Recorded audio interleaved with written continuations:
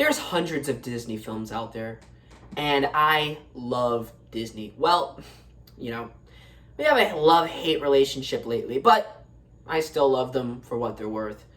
Now, there's a 2013 film that came out from the Disney company, and it is my all-time favorite.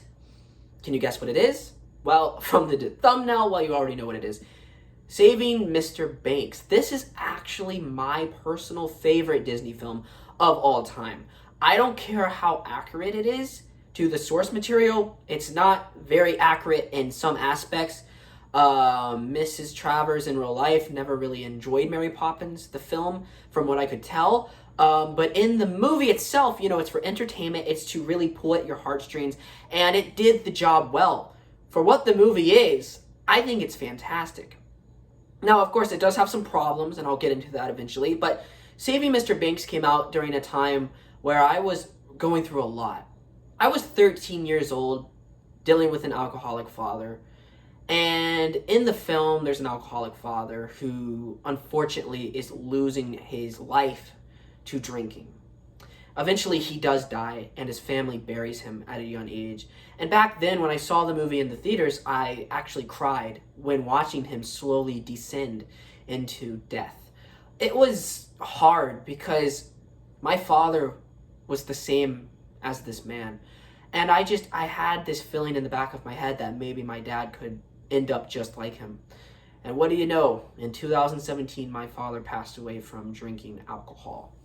It's very unfortunate, and it's the sad truth.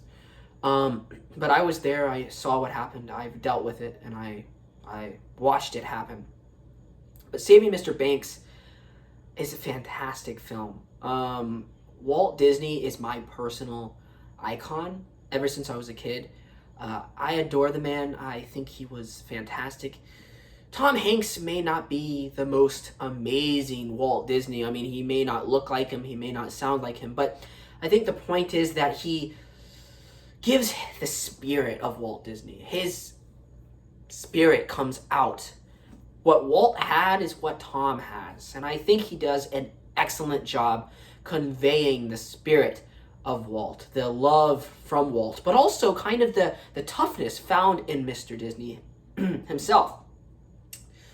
Emma Thompson is fantastic as P.L. Travers. This is my favorite film with her in it. I loved her in Nanny McPhee, but that film came out when I was a kid. I was more 13 when Saving Mr. Banks came out. I was a teenager now, so I really got to see her acting shine a lot in this movie, and she impressed the heck out of me. I love the music. I love the locations, the old style of locations. California in the 1960s. I love that time period in Disney. I love it. I love the New York World's Fair, all of those attractions during that time period. It is amazing. I'm so excited, ladies and gentlemen, watching this movie. It's just always so exciting. I always pop it in before I go to maybe Disneyland or Magic Kingdom. It is fantastic to watch. It's also very mature. It's about P.L. Travers. She's slowly losing her sanity over the movie because she keeps thinking about her father, and at the start she's kind of this crummy person, but becomes a very, very nice, honest human being near the end of the movie. And I think the film does this perfectly, where she starts to learn more about Walt, and they connect as one, and we get to see the Sherman Brothers and the Walt Disney Studio and all of it, even Disneyland. When I saw Disneyland, I smiled. And again, it's not picture perfect. The film is not historically accurate. It is the Fantasyland from the 1980s, not the Fantasyland from the 1960s. But only the true Disney fans will notice that. And at the time, I didn't even notice it because I wasn't really a big Disneyland fan at the time. I never went to Disneyland. I only went to the Magic Kingdom. But now that I know more about Disneyland, I know exactly what the new Fantasyland looks like in Disneyland, and that's not it. That wasn't it in the 1960s. That's not what it looks like today. But in Saving Mr. Banks, it's the 1980s Fantasyland. But that's fine, It's okay. I think the film is just supposed to be a magical ride, take you on this journey. And unfortunately, I do have a couple problems with the film. I don't fully like the backstory of P.L. Travers. I think it's kind of clunky, it's handled poorly, and it feels like it's just put in there for flashbacks. And I wish they could have developed it a little bit more, especially when the nanny slash aunt comes in. I think she's the aunt or grandma or something. She comes in and she's kind of like this Mary Poppins. And I feel like they threw it in there because, oh, look, it's a Mary Poppins reference. I don't like this character. She comes in way too late in the film, and just I don't get this emotional weight that I should have had with this character. She just comes in too late and is kind of more of a reference than an actual character. The actress who plays P.L. Travers as a young girl, she's fine. She's all right. I think she's hit or miss sometimes. She's great in some scenes and then bad in some other scenes.